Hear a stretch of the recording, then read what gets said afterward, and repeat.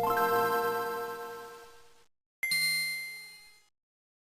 you ever thought about cozying up next to a nice warm fire and enjoying a good book while you enjoy some cookies and milk? Wow, that was a really bad segue. Anyways, hello everybody. Welcome to another episode of the FVI, also known as the First Volume Impressions, where I take first volume and I talk about it, I review it, and I give you my first impressions, as the name suggests. However, this is going to be a different episode, at least in terms of the FVI. This is going to basically be like a lightning round. So I have 4 volume 1s that I've read in the past 2 weeks, and I'm going to talk about them, I would say minimally, kind of more like towards like my reading log, but I'm going to still talk about how I feel about the covers and the spines, and discuss some of the things I do like about it a little bit more than I would in a typical reading log. So I hope you're interested, and yeah, I hope you're excited, because this is going to be real fun. I'm going to have a good time with this one. Alright, let's get started. Alright, so our first volume for the FBI Lightning Round is going to be Futari Escape by Shoichi Taguchi. So, this is an interesting series, or whatever you want to call it. But basically, it's like a slice of life series. Supposedly is a Yuri series. I didn't get those kind of vibes from the first volume. Maybe I'm just like kind of dull or dense. But I do like how the characters are written. The characters are really fun with each other. Basically, the story is one of the characters the manga creator, the other one is an unemployed girl who lives with this manga creator who is like feels like she's overworked and getting kind of tired. So it's about their lives of being kind of poor and just trying to enjoy life with what they have. So it's pretty fun. I actually really enjoyed it quite a bit. I like the art quite a bit as well. I think the art is very nice. It's a very fun series to read through too, because it's just a lot of like, oh, what if we decided to take a trip to whatever you call it? What if we decided to splurge on a dinner? And it feels very something I've done before, I guess is the best way to put it. And yeah, very empathetic, I guess, and very relatable in many ways, especially because like I think the characters are supposed to be adults. From what I can tell, I believe they are. I mean, at least one of them for sure is.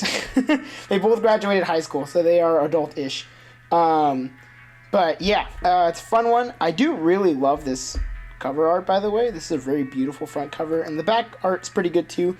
I really do enjoy the spine as well. I think the spine's pretty cool because you got the 2 characters, and the blue is just really nice in general. And then to give you some more little facts about this series, let's go on here to the back. So we've got translation by Elena Kirilova. We've got adaptation is by Christina Grandi. Lettering is by Elena Pizarro. Logo design is by George Panella. Cover design by Nikki Lim. Proofreader Danielle King. Copy editor Leanna Terohan, I believe. Senior editor Jen Grunigan.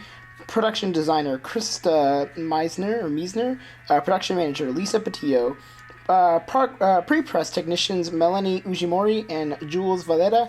Editor-in-chief is Julie Davis. Associate publisher is Adam Arnold. And the publisher is Jason DeAngelis.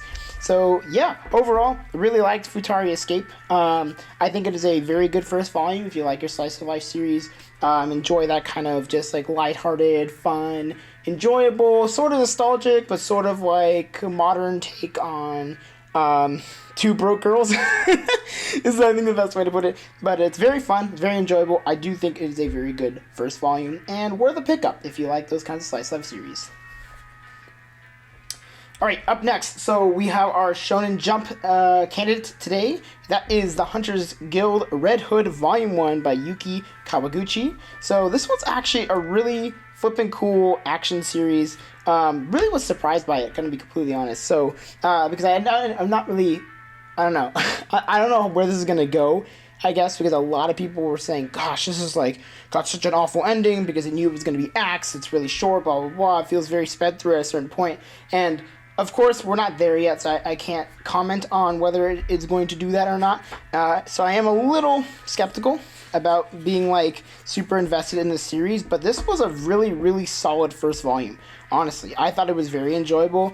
It was really fun. The action is awesome. The art is very good. Like, some really terrifying monster designs in general, and I think that's, like, super awesome. I think this front cover is also super awesome as well. Love the colors here. The red really brings out, especially with the red hood across the board. You got your two main characters right in the front, perfectly plastered, and it has a beautiful red spine. I love it when we have colored spines that are not just white and black, because white and black is literally like half my collection, unfortunately. But it's just kind of the way it is. I don't know. It's very easy, I guess, to print in white and black, and we will see, because I have two series coming up next that are white spines. But in general, yeah, this was awesome. I mean, to give you an idea of the story, we follow our main character, Velo, who is, like, a part of, like, this little town who keeps getting attacked by werewolves, and they call upon a hunter from the Hunters Guild, and people are like, oh, why do we gotta do that? They're just doing it for profit, whatever. And this character comes in, and she's like, yeah, I'm just doing it for profit because, like, that's kind of our job. Why would you not pay someone to do their job? Everyone's like, ooh. So she goes and does her job and kills a werewolf, and our boy Velo helps, and it's, like, really cool. It's really fun. It looks like it's gonna have a really interesting take, and I really like the, like, high fantasy, or, like, not really high fantasy, but, like, the kind of fantasy style / woodsy feeling. I don't know what they call the genre. I guess just action is fine. But it's interesting because it looks like it's, like, kind of trying to play off of, like, grim fairy tales, and I really enjoy that kind of stuff. So excited to see where it goes, because yeah, pretty fun. Now, to give you some little information about this series, we have translation by Adrian Beck, we have lettering by Brandon Bovia, designed by Cam Lai, and editor is Ray First. So yeah, this was a pretty good, pretty awesome first volume. Really enjoyed it. Really cool. I think it's definitely worth a pickup for basically everybody. But obviously be skeptical, because I know that the ending is probably going to be pretty awful. So yeah, if you are one of those people who doesn't care if the ending's bad, I'd say give it a shot. And now here are the next two. So, the next volume I'm going to talk about, which is from Young Press, it is You're Too Shy Shy by Bukimi Miki. So, this is an interesting series about a character named Teru, who is also a superhero. Da, da, da, da. She is Japanese. She is Japan's hero, because in this world, there are heroes from every country that protect the peace of the world, is basically what it is. So her character has a unique quirk to her, where she's not like your typical superhero who's, like, very strong and, you know, muscular and walks around like, oh, super cool, and, you know, everybody wants to be like them. She's quieter. She's gets nervous in front of people. She gets nervous in general as a superhero. And on her first mission that we get within the volume, I don't know if it's actually her first mission, but the first mission we get to see, she actually messes up in a way, where one of the people she tried to save actually gets injured significantly. And she doesn't want to be a superhero anymore, because she's, like, has survivor's guilt in a way, where she's like, I didn't get hurt, but somebody else got hurt because of me, blah, blah. So it's about this character learning how to be a superhero, in a way, and that's super awesome. I think it's done really well. The writing is fantastic. You really do care for Teru and a bunch of the other superheroes you meet up eventually. I do like the nod to other people or real people in real life, especially British's superhero Stardust, who looks a lot like David Bowie, and of course that's supposed to be the reference, so nice. But yeah, also the art is really, really flipping good. Important to note. I do mention that a lot because I do happen to choose a lot of manga that does have a lot of really good art. But this one specifically has some really great action scenes in general. And I think the mystery that they're building at the end of the day, or at least towards the end of the volume, is interesting, keeps you engaged. I really like this volume in general, honestly. This was a really good volume. I'm really surprised by it, too, because I know a lot of people were saying, oh, this is really good. This is a really solid series. You gotta check it out. And I was like, oh, I guess we'll find out, huh? And then, boom, baby, I found out, and it is great. I would say definitely check this out if you're a big fan of superhero manga, or if you're just a big fan of shonen series, or really just action series in general. I would say give this a shot. This is really flipping cool. Honestly, great stuff. And to give you some more information about who brought this to the Americans, or to English in general, so it is... where is their information? Did they not What? Wait, doesn't Yen Press usually put it back here? Am I wrong? I'm sorry. Am I looking like a fool? Interesting. I don't think... Wow. Wow. I really don't think they put the information in there, did they? That's... interesting. Well, if anybody does know who has worked on this series in English, or if it is somewhere on here on this page that I just cannot see, please let me know. Because... Oh, there it is. Sorry. There it is. Ah! I found it. Thank you for making me look like a fool, or watching me be a fool for about 30 seconds. Translation is by Ajani Oloye, and lettering is by Arbash Mughal. I kind of was expecting more information. I don't know. I don't know why I didn't see it. That was my bad. Anyways, yeah, really good first volume. Definitely check it out. It's awesome. And last but not least for today, for the last of the lightning round, this is Yakuza Fiancé Raise wa Taninga Ii by Asuka Konishi. So...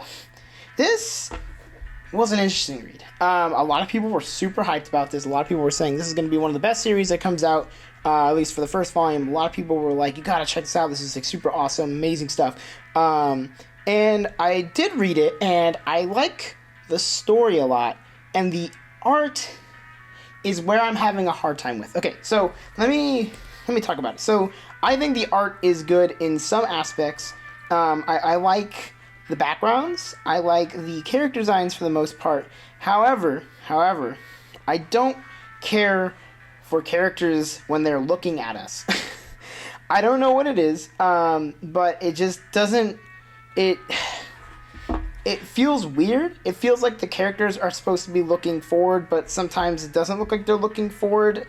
It's really hard to explain. It looks like they're kind of dead inside in general, and it's like not just for like some characters, because I would argue that it's normal for some of the characters in this story because it plays towards their character in general. However, I do find that a lot of it just really stands out as just being kind of awkward and kind of weird, and I don't know if I'm just not used to it, or like it's just not like not a good fundamental idea of anatomy, I guess is the best way to put it, or like it doesn't seem like they or like it feels weird. It's almost Uncanny Valley like, except for like it doesn't look realistic, so it can't be Uncanny Valley, but it does strike me as odd at some points. I don't know, there's something about it that kind of was just like, that's interesting. I don't really know how else to explain it. Anyways, so I'm gonna start talking about the art. Let me talk about the story a little bit. Story is pretty cool. So basically, this is like a better nisekoi, I think is the best way to put it. So our main character, the female lead, is a daughter to a third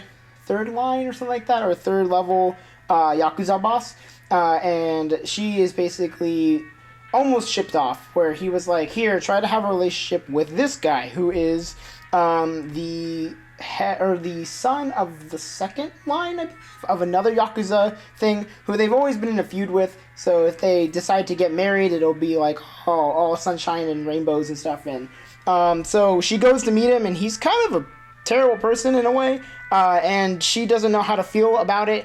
And then he says some pretty terrible stuff about her. So we come to learn what each character wants to be, and it's very interesting and gets very crazy towards the end. But yeah, I do say it was a fun time. But yeah, I think the art will take a little bit of getting used to. Specifically for me, I think, I don't know what it is, but definitely was a little bit odd. But yeah, overall, this was a fun read, and I'm definitely going to pick up the next volume because I think the story is interesting enough for me to pick it up. Now, let's go into information. We have translation by M. Fulcrum. We have adaptation by Sophia Tyrant. We have lettering by Arbash Mughal. We have cover design by H. Chi? I think it's Chi.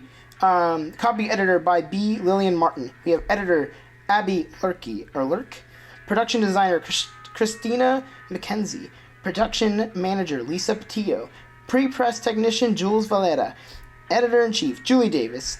Associate publisher Adam Arnold, and the publisher Jason DeAngelis. So a lot of them are very similar to Futari Escape because they're both from Seven Seas, so understandable. But yeah, this was pretty good. Now I'm gonna do something a little bit different. So I'm gonna bring all four of them now, and I'm going to basically rank them in terms of my enjoyment of them. So it's not technically like, oh, which one's the best or which one's not the best, because I don't know, that's the best is arguable, I guess, depending on people. But I would say my favorite out of these four is probably Shy. I think Shy is fantastic. I think it deserves to be at the number 1 spot. It is very good. It's lovely. It's wonderful. It's enjoyable. It's action-packed. It's, you really feel for the character, I think is the best way to put it. And it just, I think has the most interesting premise out of all 4 of these. But yeah, I would say Shy is my favorite. After Shy, I'd probably put, I'm gonna say Red Hood. Okay, because in terms of my particular taste, I tend to like action series more than I do slice of life. I have happened to start liking slice of life stuff more recently. So I'm going to keep Futari Escape here at number 3, and then Yakuza Fiance is at number 4. As I've already mentioned, I think Yakuza Fiance, the only reason why it's number 4 is because I'm not really jiving with the art as much as with the other 3. But the story is top-notch just like the other 3. So, yeah, I would say this is my ranking of these 4 volumes. Bada bing, bada boom. There we go.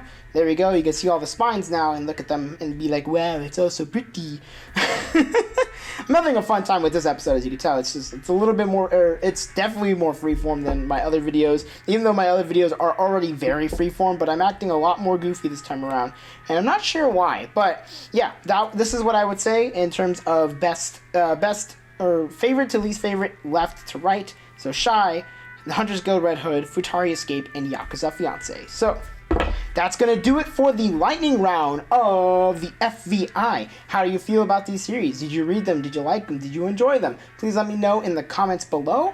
I'd really like to know, honestly, because I've seen a couple people talk about a couple of these series, specifically Yakuza Fiance and Red Hood, but not a lot of people have talked about Shy or Futari Escape, so I'm really interested to see how people are thinking about these 2 series, but also about these 2 series as well. So please, let me know in the comments below, and you know what to do. You can like, you can comment, and you can subscribe. I really appreciate whenever anybody does that kind of stuff, and if you decide to not do that, you watched 15 minutes, 20 minutes, I don't know how long this video is. You watched me talk and fumble and struggle to really find translation in the Yen Press book, and I feel so bad for that. I probably should have looked it over a little bit faster or a little bit quicker, a little bit beforehand, but I think it's funnier when I just keep it 100 with y'all. Be super honest and just be like, yeah, sometimes I don't do my full research, and I think it can be more interesting that way. But yeah, let me know in the comments below if this was a little bit too crazy, if I should rein it in a little bit more, or if you prefer these kind of free flow videos. I know a lot of people like my pickup videos and my reading logs, or at least that's what the views say. But I do very much enjoy making the FBI. I think the FBI has been one of my favorite series to work on, even though I don't get a ton of feedback per se on them. But they are very enjoyable for me to write and talk about and speak, because I think it's more in depth than a lot of my other stuff. So yeah, I think this was really fun, and maybe I'll do another one. We'll see. We will see. But that'll be it for this episode, so I'll see you in the next FVI. Later.